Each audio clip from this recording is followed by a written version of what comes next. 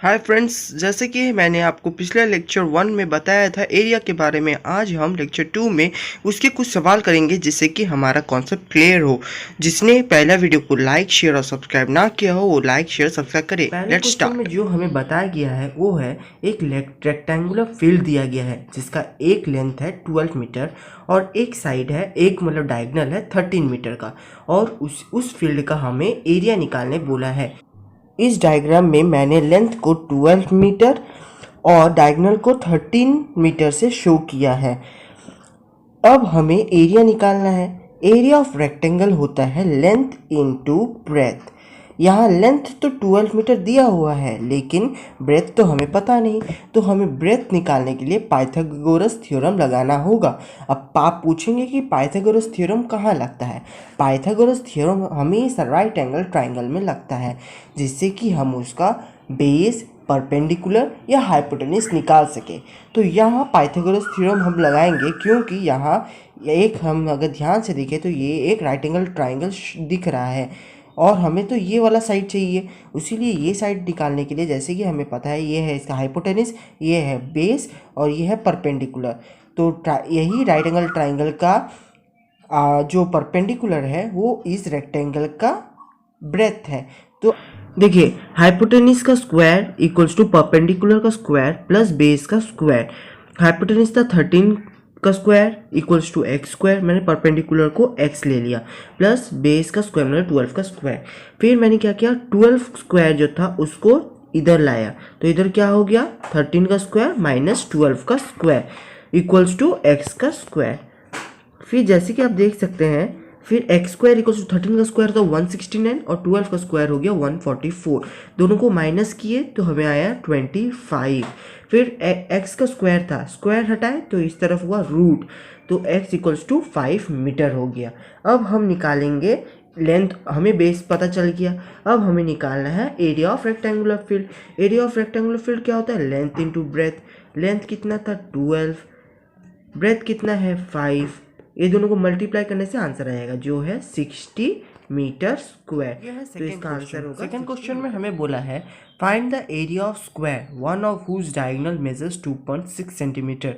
मतलब हमें एक स्क्वायर दिया हुआ है जिसका एक डायगोनल है जिसका एक डायगोनल का लेंथ है 2.6 सेंटीमीटर। जैसे कि मैंने आपको पिछले लेक्चर में बताया था कि एरिया ऑफ स्क्वायर हम दो तरीके से निकाल सकते हैं। एक है साइड इंटू साइड या हाफ इंटू डायगोनल का स्क्वायर। यहाँ हमें डायगोनल दिया हुआ है मतलब 2.6। चलिए हम देखते हैं कि हम कैसे निकालेंगे। जैसे कि इधर हमें एक स्क्वायर दिया हुआ है जिसका एक डायगोनल है 2.6, डायगोनल मतलब ये वाला लाइन, ठीक है। अब देखिए हम कैसे निकालेंगे। जैसे कि हमें पता है एरिया ऑफ स्क्वायर होता है हाफ इंटू डी का स्क्वायर, डी मतलब डायगोनल का स्क्वायर, हाफ इंटू एक डायगोनल का कितना है 2.6, तो टू डायगोनल का स्क्वायर मतलब 2.6 इंटू 2.6 मतलब 2 बार 2.6 को हम मल्टीप्लाई करेंगे, तो उसको हम मल्टीप्लाई करेंगे तो हमारा आंसर आएगा हाफ इंटू 6.76। फिर हम क्या करेंगे, 2 से इसे डिवाइड करेंगे, 2 3 जा 6 पॉइंट, 2 3 जा 6 और इधर से एक आया 2 8 जा 16 मतलब 3.38 सेंटीमीटर स्क्वायर। आइए अब हम third question, next find the area of equilateral triangle each one of whose sides measure 6 centimetre. इधर हमें बोला गया है एक इक्विलेटरल ट्राइंगल में जिसका 3 साइड इक्वल है, तो मैंने इधर एक इक्विलेटरल ट्राइंगल बनाया जिसका एक साइड है ए और एक साइड है ए और एक साइड है ए। तो इसमें हमें बोला है कि जिसका एक साइड है 6 सेंटीमीटर, हमें एक साइड बोल दिया है 6 सेंटीमीटर। जैसे ही आपको मैंने पहले बताया है कि इक्विलेटरल ट्राइंगल का हर एक साइड इक्वल होता है, मतलब एक साइड अगर 6 है तो दूसरा साइड भी 6 होगा और तीसरा साइड भी 6 होगा। तो एरिया ऑफ इक्विलेटरल ट्राइंगल होता है √3/4 ए का स्क्वायर, ए मतलब एक साइड का स्क्वायर। देखिए फिर √3/4 इंटू 6 इंटू 6, 2 2 जा 4 कटा, 2 3 जा 6, फिर 2 3 जा 6, फिर 3 3 जा 9 और बचा √3 मतलब 9√3 सेंटीमीटर स्क्वायर इसका है आंसर।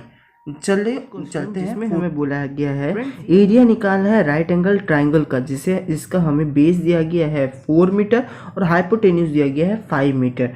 देखिए डायग्राम को, हमें दिया हुआ है 4 मीटर इसका बेस और हाइपोटेनस दिया है 5 मीटर। तो हमें बोला है इसका एरिया निकालना है। तो हमें जैसे कि पता है area of right angle triangle होता है half into base into height. तो हमें बेस पता करना है, सॉरी हमें हाइट पता करना है क्योंकि हमें बेस दिया है जो है 4।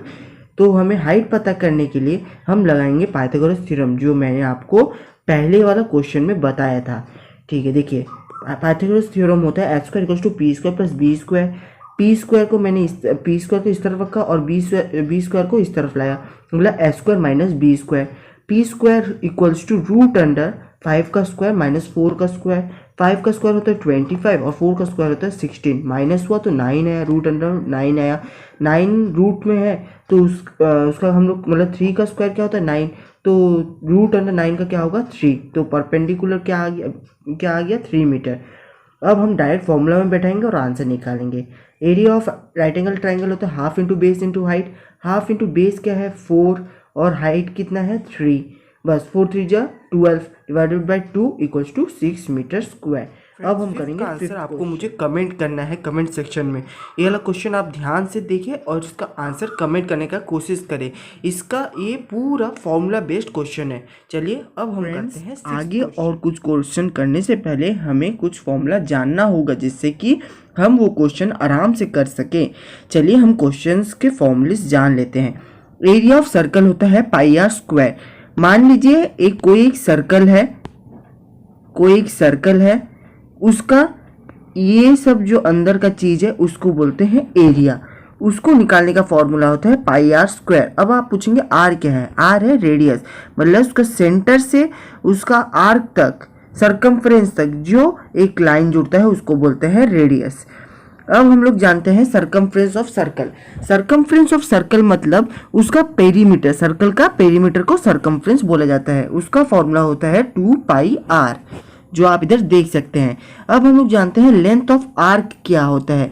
लेंथ ऑफ आर्क मतलब कोई एक ऐसा सोचिए कोई केक का पीस है और ये जो है बीच का एंगल दिया हुआ है, कुछ भी ले लीजिए, जैसे ये मान लीजिए एंगल है थीटा और हमें बोल दिया है यहाँ से यहाँ तक का लेंथ निकालना है इस आर्क का। तो हम लोग निकालेंगे θ/360 × 2πr।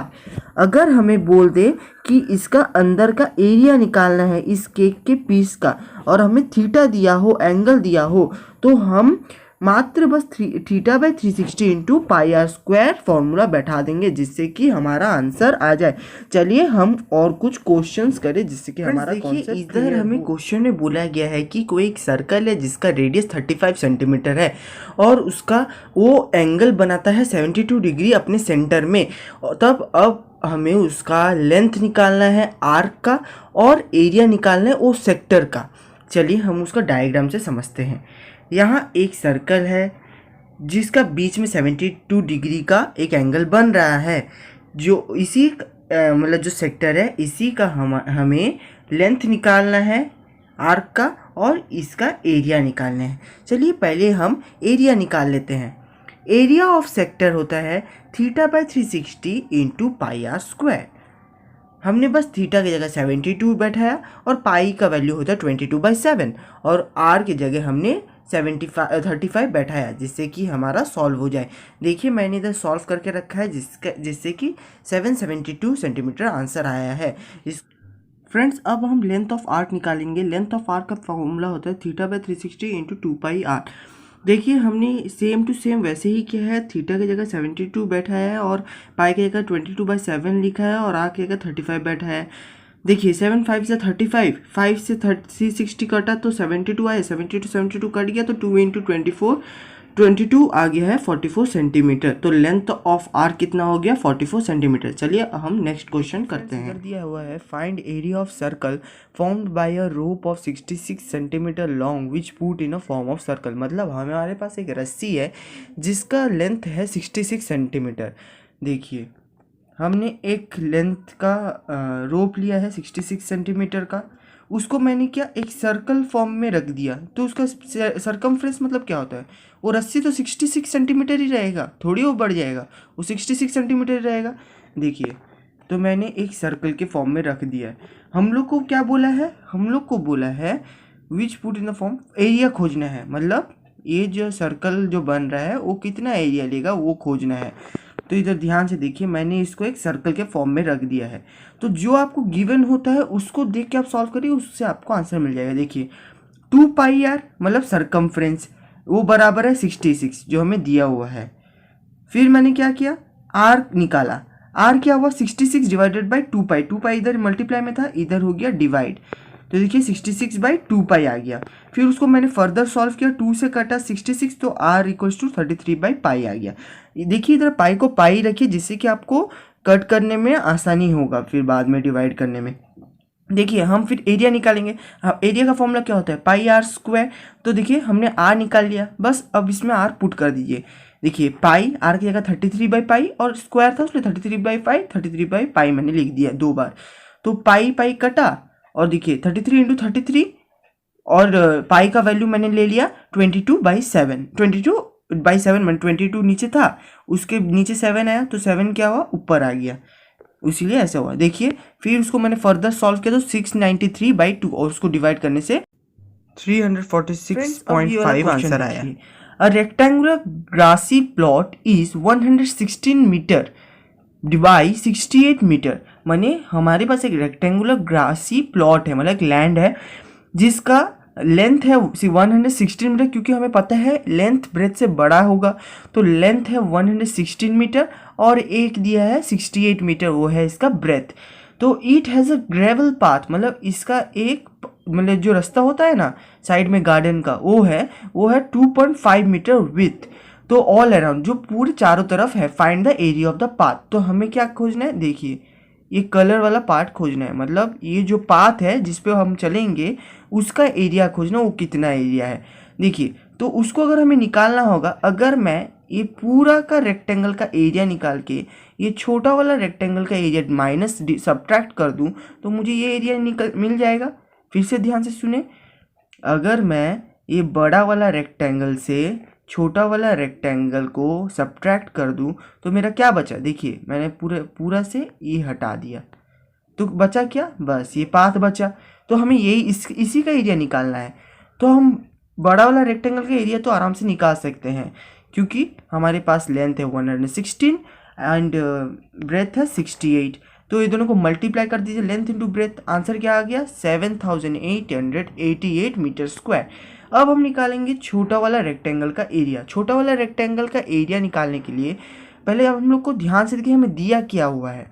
अगर आप लोग ध्यान से देखेंगे तो हमें दिया हुआ है रेक्टेंगल का बीच का डिफरेंस, मतलब देखिए यहाँ से यहाँ तक का दूरी कितना है 2.5, मतलब चारों तरफ से 2.5 2.5 2.5। मतलब अगर मैं 68 से 2.5 माइनस कर दिया तो ये छोटा वाला का ब्रेथ निकल जाएगा। अगर मैंने लेंथ से 116 से माइनस कर दिया 2.5 तो मुझे छोटा वाला का लेंथ मिल जाएगा। फिर वो दोनों को मैं मल्टीप्लाई कर दिया तो छोटा का एरिया निकल जाएगा। फिर इस बड़े से हम माइनस सब्ट्रैक्ट कर देंगे तो हमें आंसर मिल जाएगा। फ्रेंड्स जैसे मैंने आपको बताया उसी प्रकार आप इसे सॉल्व करके कमेंट सेक्शन में आंसर सेंड करें। लेंथ है 13 मीटर, ब्रेथ है 9 मीटर और हाइट है 10 मीटर। देखिए एक रूम का अगर मैं अगर एक रूम का कंस्ट्रक्शन करूं तो कुछ इस प्रकार दिखेगा। देखिएगा एक रूम है, मान लीजिए एक रूम है कुछ इस प्रकार से, ठीक है। अगर मैं इधर खड़ा हूँ और रूम को देखता हूँ तो इसका जो ये पार्ट है उसको बोलते हैं हाइट, और ये जो है उसका लेंथ, और ये जो है वो ब्रेथ है। अगर आप अपना सीलिंग में देखें रूफ के तरफ, छत की तरफ, तो आप देखेंगे जो आपके सिर पे जो वॉल है उसका साइड वाला एक होगा लेंथ और एक साइड होगा ब्रेथ, और आपका साइड में जो एक कॉर्नर वाला है एज है वो होगा हाइट। तो उसी प्रकार से हमें बोला है इस रूम को पेपरिंग करना है वॉल को। तो एक रूम का 4 साइड होता है, 4 वॉल होता है, ऊपर और नीचे का नहीं। पेपरिंग करेंगे तो हम नीचे साइड का 4 वॉल का करेंगे, तो हम वो चारों का एरिया निकाल लेंगे और जितना पैसा हमें लगेगा 1 मीटर स्क्वायर का उसको जितना एरिया आएगा उसके साथ मल्टीप्लाई कर देंगे। तो आप ध्यान से देखिए, पहले मैंने क्या किया 2 × 2 whole multiplication length into breadth plus breadth into height किया। कैसे, अगर आप ध्यान से देखेंगे हमारा रूम कुछ इस प्रकार से होगा 4 साइड, देखिए कुछ इस प्रकार से। तो ये पहले मैंने किया क्या, लेंथ और हाइट मल्टीप्लाई करेंगे तो ऐसे दो रेक्टेंगल निकलेंगे आपकी साइड में, और ब्रेथ और हाइट वाला मल्टीप्लिकेशन करने वाला 2 निकलेगा। तो वैसे ही मैंने length into height plus breadth into height का 2 से मल्टीप्लाई कर दिया, मतलब 2 2 2 करके निकलेगा। तो फिर इसको मल्टीप्लाई किया तो मेरा आंसर आया 440 मीटर स्क्वायर। फिर हमें क्वेश्चन में बताया गया है कि उसमें जो एक्स्ट्रा पार्ट है, मतलब जिसको हमें पेपरिंग नहीं करना है, वो क्या क्या है, जो है डोर और एक है विंडो, उसको तो हम पेपरिंग नहीं करेंगे। तो वो पेपरिंग नहीं करने वाला पार्ट है 40 मीटर स्क्वायर। तो उतना हम क्या करेंगे, इससे सब्ट्रैक्ट कर देंगे। तो टोटल हमें जो पेपरिंग करना है वो एरिया आ गया कितना, 400 मीटर स्क्वायर। अब अगर हमें 1 मीटर स्क्वायर को पेपरिंग करने में अगर 10.35 रुपीज़ लगता है, तो हमें 400 मीटर स्क्वायर को करने में कितना रुपीज़ लगेगा। तो हम सिंपली 400 इंटू 10.35 रुपीज़ मल्टीप्लाई कर देंगे तो हमें आंसर मिला 414000 रुपीज़ लगेगा हमें। फ्रेंड्स, ये है नेक्स्ट क्वेश्चन और आखिरी question. Find dimension of the lawn. मतलब एक लॉन है जिसका हमें डायमेंशन खोजना है। डायमेंशन मतलब लेंथ या और ब्रेथ। तो जिसका साइड का रेशियो है 3:4। It is a rectangular lawn and have area 1/6 Hector. आप चिंता ना करें, इसको मैं आराम से बताऊंगा। देखिए, एक रेक्टेंगुलर लॉन है। मैंने रेक्टेंगुलर लॉन है कैसा पता चला, देखिए इसका रेशियो जो आ रहा है लेंथ और ब्रेथ का, उसको डिवाइड करने से 3/2 आ रहा है। इसका मतलब जो लेंथ होगा ज़रूर बड़ा होगा ब्रेथ से। इसका मतलब क्या है, इसका मतलब एक साइड ज़रूर बड़ा होगा दूसरे साइड से, तो इसका मतलब ये एक रेक्टेंगल फॉर्म कर रहा है। ठीक है, इतना तो हमें पता चल गया। अब देखिए, 2 नंबर डिवाइड किया गया है, मतलब इसके 3/2, मान लीजिए इसके साथ कुछ भी हो सकता है, मल्टीप्लाई हुआ रहेगा। मतलब इधर सोच लीजिए 30 होगा तो 3 × 10, और इधर 2 × 10 तो 10 कट गया होगा, ऐसा हो सकता है। या इधर 20 और 20 रहा होगा जो कट गया होगा, इसलिए 3/2 आंसर, कुछ भी हो सकता है। इसलिए हम मान लेते हैं 3 के साथ x कुछ पार्ट जुड़ा हुआ था, मतलब 3 × 20 या 3 × 60 ऐसा कुछ भी था, तो 2 के साथ भी उतना ही पार्ट जुड़ा हुआ होगा, जिससे कट के 3/2 रेशियो आया है। तो हमें बोला गया है, इसका एरिया भी दे दिया गया है। लेंथ है 3x मान लीजिए, और ब्रेथ है 2x। तो हम एरिया निकालें। एरिया हमें दिया है 1/6 हेक्टर। तो हेक्टर को क्या किया हमने, मीटर स्क्वायर में कन्वर्ट किया। 1 hectare is equals to 10,000 metre square, मतलब 1 के साथ 4 0 होगा। अगर हमें हेक्टर को मीटर स्क्वायर में कन्वर्ट करना है तो हमें वो नंबर के साथ सिंपली 10,000 मल्टीप्लाई कर देना है, तो हमें वो मीटर में कन्वर्ट हो जाएगा।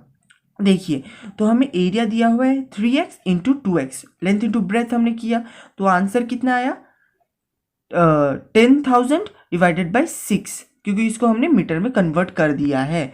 देखिए, फिर इसको मल्टीप्लाई किया तो क्या आ गया 6x²। फिर हमने क्या किया, 6 को इस तरफ भेजा, तो x² equals to 10,000 divided by 6 into 6।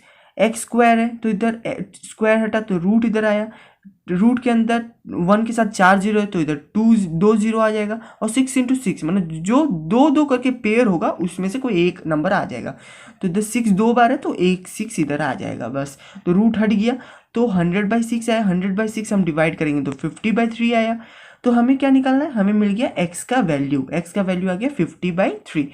हमने लेट किया था कि लेंथ है 3x और ब्रेथ है 2x।